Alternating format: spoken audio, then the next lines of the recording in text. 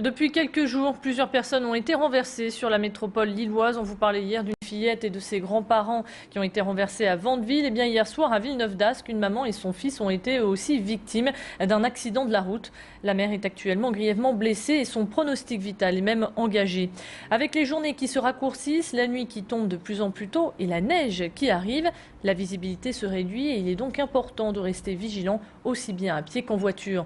D'autant plus qu'un nouveau décret donne le piéton prioritaire. Il devra tout de même se manifester et ce de manière claire avant de s'engager sur la chaussée. Le conducteur qui ne le laisse pas passer risque 135 € d'amende et la perte de 4 points sur son permis de conduire.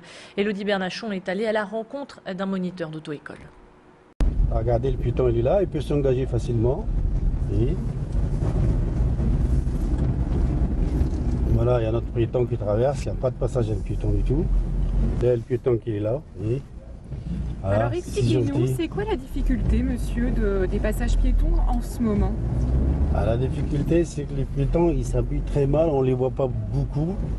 D'autant plus qu'il n'y a pas beaucoup de visibilité. Là, il pleut, il tombe un peu de neige, ce qui fait qu'on ne les voit pas. Ils s'engagent facilement parce qu'ils savent qu'ils ont la priorité. Ils ne tiennent pas compte qu'une voiture, il ne s'arrête pas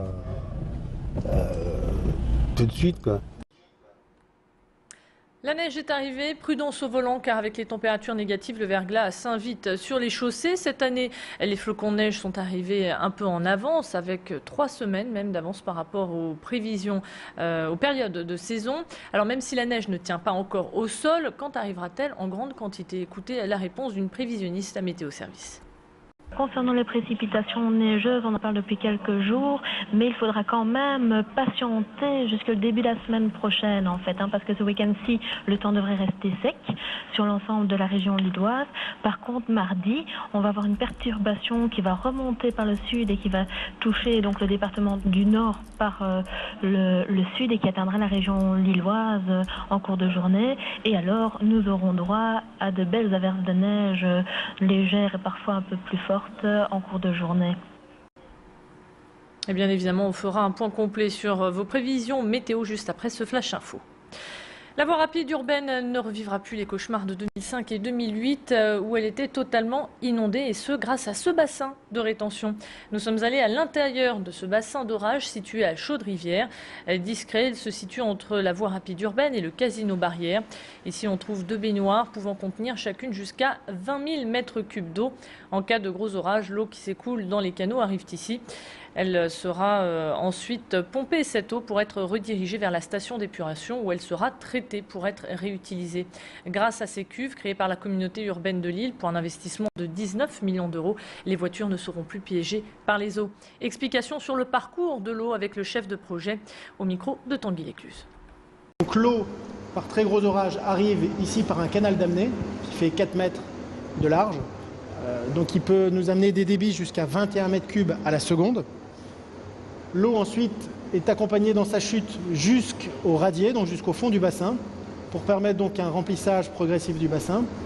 Puis lorsque le premier compartiment est rempli, donc lorsqu'on a grosso modo 20 000 mètres cubes d'eau stockée, on commence à remplir par surverse, via un canal de surverse, le second bassin. Donc le second bassin se remplit lui également. Justice dans l'affaire du petit Younes. On saura cet après-midi si la justice belge accepte de libérer les parents de l'enfant qui sont actuellement incarcérés. Younes, 4 ans, a été retrouvé mort dans la Lys le 10 novembre 2009. Après de nouveaux éléments, il a été révélé que l'enfant est décédé par asphyxie. Son autopsie révélait également des coups portés au visage. Suite à ces révélations, les parents de l'enfant ont été inculpés de meurtre. La police est suspectée d'avoir joué un rôle direct dans la mort de leur fils. Aujourd'hui, depuis leur cellule, ils crient toujours leur innocence. Un nouveau site de réseau social vient de voir le jour et il a été créé chez nous, dans le Nord, plus précisément à Roubaix. Gloob.fr, un nom pas encore aussi connu que le réseau social Facebook, mais qui prend déjà toute son ampleur. Créé à la base pour gérer les absences et les retards dans les établissements scolaires, ce projet s'est vite développé pour devenir l'un des gadgets favoris des jeunes. Derrière le nom Gloob, on trouve Naïm et Simbad, 2 élèves du lycée Jean Moulin à Roubaix. Aujourd'hui, les élèves qui se connectent sur ce site peuvent discuter entre eux avec une messagerie instantanée, échanger des fichiers, dessiner ou encore faire de la visioconférence. Et ils peuvent même envoyer des SMS gratuits. Au départ, c'était plus comme un projet pour les lycées. Donc c'était plutôt un système, une interface pour gérer les absences, les retards et les notes, tout ça un peu comme Pronote. Donc du coup, on a proposé l'idée au chef d'établissement et au chef de travaux, qui lui nous a dirigé vers le concours Rotary Club. On a bossé là-dessus pendant près d'un an, jusqu'au mois de juin, où là-bas c'était un petit peu la consécration vu qu'on a gagné le premier prix. Le premier prix du Rotary Club.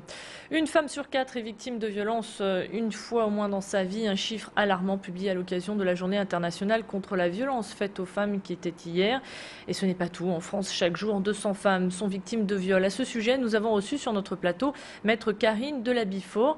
Elle revient pour nous sur les procédures alternatives, car une nouvelle loi permet maintenant d'accentuer les mesures de prévention et de protection des femmes.